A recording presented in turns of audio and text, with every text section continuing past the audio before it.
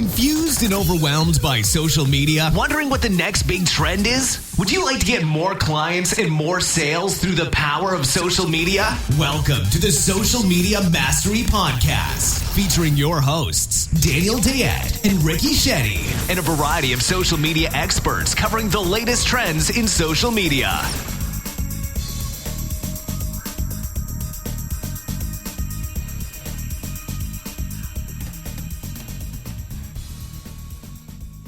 All right, thank you, everybody. Welcome back to the Social Media Mastery Podcast. Today's episode sponsor is Funnel Tracker. Create a custom dashboard for your marketing, track any tools, software, webinars, etc. Last episode, we talked about Twitter. Is it like shouting in outer space? How do you get an audience, exposure, engagement, and more? If you missed that, please go check it out on iTunes. Current episode topic for today is how to grow a massive following on Instagram. We have special guest Dynneson here to help us discuss that. He's got a 31,000 follower Instagram account he built in just a year. He's a microblogging expert, and we have Ricky Shetty with us. Ricky? Yeah, so welcome everyone. Thanks for listening into the podcast. We're really grateful for each and every listener. We've just kicked off a few episodes ago. Make sure you listen to some of the previous episodes. We've covered the 5 steps to social media success. We've covered Facebook. We've covered Twitter. Today we're covering Instagram, and in the future we'll be covering Snapchat and LinkedIn and Pinterest and many more social media platforms. So as Daniel was referring to, Dan Dynneson is a Instagram expert. He's also a speaker at Social Media Mastery. He's going to be a speaker about microblogging at Blog Mastery, and he's going to be sharing some tips about Instagram, optimal usage, how to grow your following, how to manage your following, how to engage your following, and finally, how to convert your Instagram followers into your Instagram clients. So maybe you can quickly do an intro, Dan. Tell us a little bit about your background, and who are you, Dan? Hey, great to be here, and I'm going to give some great tips today, and I hope your audience is able to take value and implement what I have to offer today. And if anybody has any questions, I encourage them to get in touch with me after the show. Actually, maybe I'll do the website later. So thank you for having me. And on the topic of so I grew my audience to 31,000 followers in about a year after taking a course called Instagram Domination by Founder Magazine. It's a startup magazine that interviews startup billionaires and all sorts of professionals, ranging from Richard Branson to Damon John and the various other individuals. And so what my primary focus for Instagram was to get listeners into my podcast to build out the audience and the network to build out all those connections before I needed it for a book launch that I'm going to be doing later this year for the first book that I'm coming out with. Awesome. So on our show, we always start off with a strategy. So for all the social media platforms, it's really important to have a strategy. So what would you say, maybe give us a quick one-on-one on Instagram, just for the people who might not even have an account yet. And then once you get an account, what's the strategy in terms of, making best use of Instagram, Dan? Well, for most people who have an awareness of Instagram, they know that it has to do with photos and videos, and they'd be correct. It's a 100% mobile social network. So like all the users, pretty much it's only used on phones, and the entire focus is done. All the postings are done through photos and video. But there's rules in how the social network is used, and when you understand those rules, you can pretty much do with it whatever you want. So for me, it immediately struck me that it could be used as a microblog. So that's what I did. My focus was not on posting personal pictures. My focus was I just posted quotes and text photos, and then started veering off towards more so personal insights and stories of my life, and getting to know and connecting with those people who started commenting, those early commenters, and building out that relationship with them, and letting them know that I really valued them. And so instead of just trying to focus on massive growth like some other accounts, I really believed first and foremost the power of focusing on the community and the engagement. And there's a few strategies I use in order to do that, which I'll talk about on this show.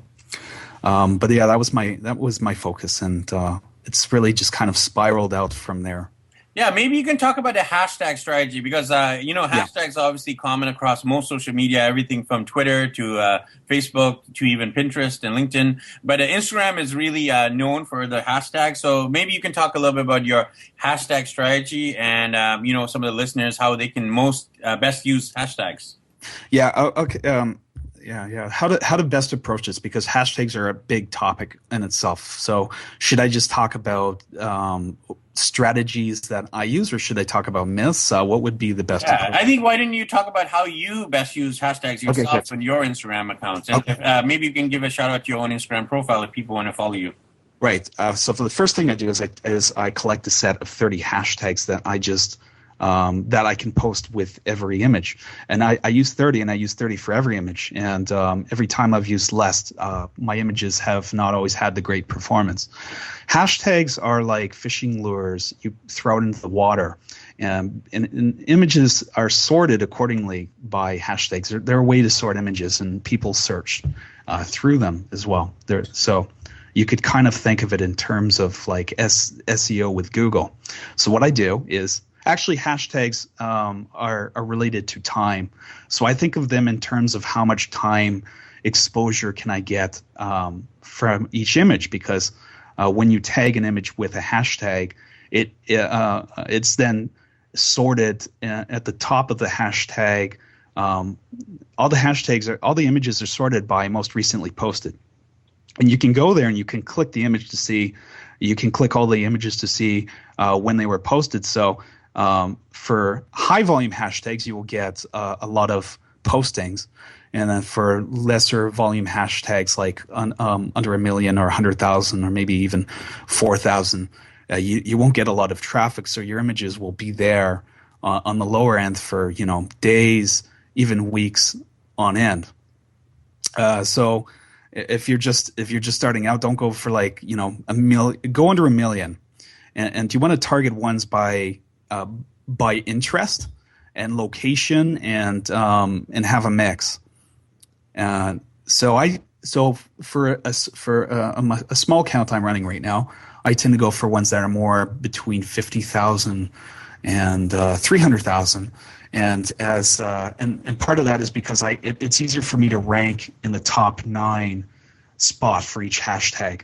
So for every hashtag, there's a top 9 spot, and that's really that's kind of the goal, because if your image gets in there, it really will extend the power of the hashtags. Like your images, some of the images in the top 9 are there for like hours, even like up to 24 hours, as opposed to your image might be buried under. You might only get like an hour of exposure for a hashtag before the image is buried under like 10, 20, 50 images. The higher you go, the less time you get, because let's take one, love, which might have millions and millions of volume.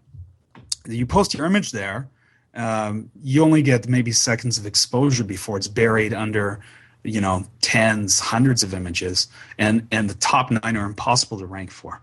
Does that answer the question? Yeah, that was awesome. Some great tips. I like the 30 different hashtags, and I guess some of them are geographic based, and I guess some are more topic based.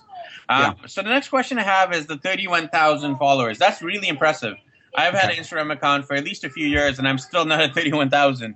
So tell us about how you build up your following and how our listeners can build up their followings. So I did something which is called follow you, follow me, which is what a lot of people do on Twitter. Is I find accounts that are similar to mine, and I follow their followers. And the logic, they don't know I exist until they either find me through a keyword search, like they're trying to look for me, or I follow them. I start that relationship. So if I follow them, they might go to my account. They'll go to my account, curious, see if they might like my images, comment on a few, and then that's where the relationship starts. That's what you talk about, Ricky, in your 5 steps to social media mastery. You got to start the relationship off. You got to like, comment, and on other people's stuff, and then you got to push the relationship to the next level all the time. Does it make sense? Yeah, I call it the golden rule of social media, which is do unto others what you want to done unto you. So if you want more likes, comments, and shares, first you like, comment, share other people's stuff. Now, I want to talk a bit more about this, about the tactics. Everything changed June 1st.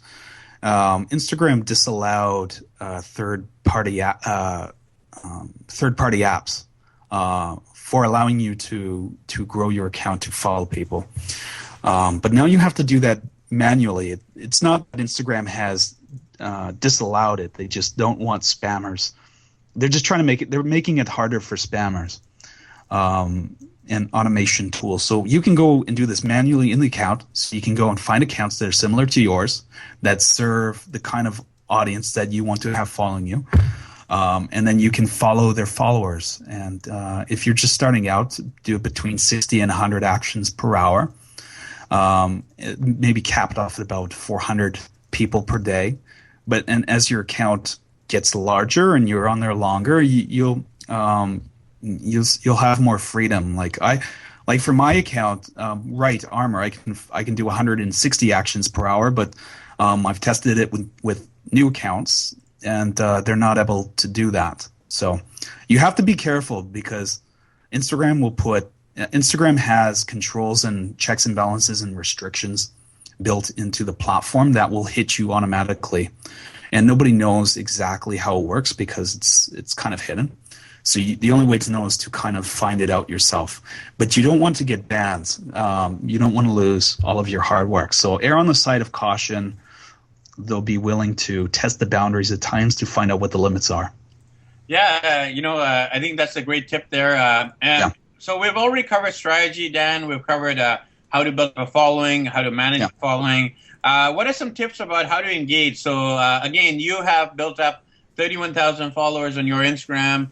You're managing them, and then how are you engaging them? Because I know, based on looking at your Instagram, sometimes you have upwards of 50 comments or 100 comments on a single picture.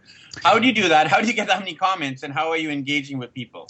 Yeah, the other thing too, before I continue, is you can look to see what other successful people in Instagram are doing that are similar to you, and you can try to create images like theirs, or you could borrow their hashtags and use them, and excuse me. You can try to model what they're doing. So that said, I have 2 types of images that I post. I found that by using a tool called Iconoscore to measure the performance of my images, because I do a lot of measuring. There's a lot of stuff I do behind the scenes to see if this stuff is working, and I just do more of what's working. That's my logic. So I have images that are more optimized towards likes, because that's what will get me ranked in the hashtags, which will get me more, organic follows. And then I have images that are more optimized towards people posting. So questions.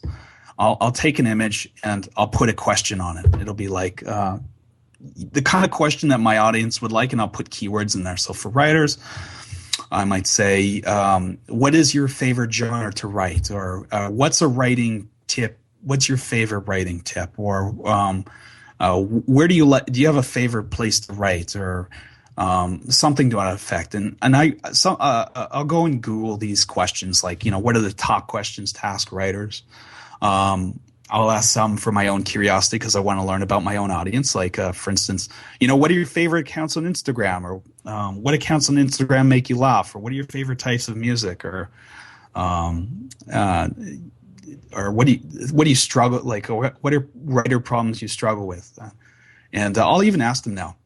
and they'll surprise me. A lot of my writers will surprise me, but I'll reward them. I'll incentivize them for giving me their commitment, their opinions. You probably want to know about that as well. Does that answer the question before I move on? I think Hello? that answers the question pretty decently. Yeah, okay. So basically your number one engagement strategy is really just to post engaging questions around that particular audience's interest, Yeah. and get them to engage that way. What about after you kind of got them engaging, what about actually converting those engaged people into customers or opt-ins, or what's your next step there? Yeah, okay. So with every audience, there's going to be 80% of the people are probably never going to buy anything from you, and there's going to be that 20% that will want to take the next step and do business with you.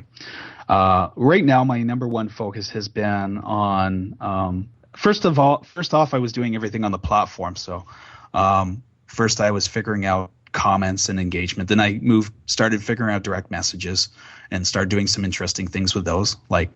I would tag 18 people in a group message and start, like I had 18 groups of 18 people that I got conversations started that way. And that led to me creating a Facebook group. So my focus has been getting at least 10 to 20 people to join my Facebook group a day. So that's been my project. And so what I'll do is if I shout people out, and I don't know if we have time to talk about that. What that means in the context of this discussion is people will leave comments again and again on my feed. They'll answer my questions. They'll open themselves. They'll post their insights, their tips. So then what I'll do is I'll either make quotes from it. I'll use the images they create for me because I invite them to create images for me because a lot of these writers are undiscovered talent who don't understand marketing or how to grow accounts like I do. Some of them have less than 100 followers. Some of them have less than 100 followers or only a few hundred, but are very good writers and just want an outlet. So what I'll do is I'll credit them on the picture, or I'll tag them in the photo, or tag them in the caption. I'll put their name in the caption, and then I'll send the image to them. I'll say, "Hey, I shouted you out," and then I'll ask them if they've joined the Facebook community yet. And then most of the time, a lot of them go, "No, I haven't," and then they do. So that's what I've been doing. So direct messages on Instagram are a great way to. It's a one-on-one, right? You can talk to people like people, ask them for their opinions, in a way you can't do in decentralized commenting on Instagram. The conversations can get lost easily on there, and but one-on-one, you can talk to people like people, and then kind of and find out what their problems are, and if you have a solution for them, you can invite them to take the next step, like go to your website and download the ebook for them, or jump on a call with you, or if you're a retailer, you'd send them a coupon code. Awesome. So, Dan, the final question we have has to do with the show me the money question. A lot of us use social media. We're wondering, why are we wasting our time? A lot of business owners are thinking, can I really make money on social media? And what we teach on our podcast is all about conversions. We go from strategy to management to engagement to finally, how do you make money on things like Facebook and Twitter and now Instagram? So what strategies would you say business owners, entrepreneurs should use to actually get Instagram followers as clients for their businesses? One, they're going to have to interact with Instagram to really find out who the people are. Because when they go into it, you're just going to have an idea of who might be interested and what their problems might be, but you won't know that until you actually interact with them. So there are no quick solutions. There's no magic bullet, unfortunately. And if people are looking to get rich quick on there, they're going to be sorely disappointed. All of the insights will come from talking to people and helping people. For instance, you can use tools to find out what people are buying, but social media teaches you the why that you can't find out in the numbers. So, for instance, if I wanted to build a new lead magnet specifically around writers, and I wanted to, I'd have to talk about the benefits. So one way to find out what the actual benefit, I could either go write the benefits, but that would just be me thinking what the benefits they're looking for are. But I wouldn't actually know what the benefits are unless I talked to them and said, how have I helped you? What value have you taken away? How have I changed your life? You don't know these things until you talk to people. The other thing too is advertising, and you can do online ads, and certainly businesses have been capitalizing on the photographic nature of Facebook. I mean, of Instagram, and how you can do carousel ads in 60 seconds of video. And Instagram is also tied, it's owned by Facebook, and because the accounts are synced up to Facebook usually through account recovery, right? You can hook up your Facebook account so that if you get hacked, it's easy to recover it. Your Facebook data is also, it's connected to, because your Instagram is connected to your Facebook. Facebook also happens to know what your interests are because it's linked to your Facebook profile. Does that make sense? It makes sense. Thank you so much. So Dan, if people wanted to connect with you, how can they find you on your website and all of your social media, Dan? Actually, before I answer that, there's something else I should mention as well. You can go to accounts as well, and you can get them to advertise for you, like shout you out. So that's one option if you want to reach a large audience in a very small, like without having a following. You'll pay money for that. Although in some instances it might turn out to be cheaper than running Facebook ads. Like for instance, you might pay an account anywhere between $20 to $300 to post about you, or post your link in their bio. Because you only have one hyperlink on Instagram, and that is in the bio. It's the only one that's clickable. So that's where the main 80% of the focus and attention goes, on getting people to click that. And how you look for an account with a large audience getting large, at least one, sizable engagement, 1% to 2%. And then if they have an inquiry, if they say inquiries and have an email address, then send them a line and say, ask them if they do paid shout outs and what their rates are. So that's for if people are looking for looking to bypass the whole idea, if they don't want to build up engagements and want leads and prospects right away, that's I think that's important to mention as well. And for those who want to get in touch with me, you can email me at dan@dynneson.com. That's DAN at Dynneson.com, spelled DYNNESON.com. And you can also go to my website, Dynneson.com, where you'll be able to download a free book on how to hire a social media director. So for those that are interested in getting some good tips for that, or are interested in working with me in some capacity. Sounds good. Make sure you connect with Dan. He also does coaching and consulting. If you have any questions to do with Instagram, he'd be happy to help out. If you want to grow your following to 31,000, make sure you connect with him as well. Make sure you follow him on Instagram and all of his other social media. And back to you, Dan Diet. All right, everyone. Thank you for tuning into the Social Media Mastery Podcast. And remember to subscribe to it on iTunes. Leave us a good comment or review if you enjoyed the materials that were covered today. And we'll see you on the next episode. See you on the next episode. Thanks for listening. Thanks for listening to the Social Media Mastery Podcast. To get more information about strategies, events, sponsors, and more, visit www.smmastery.com.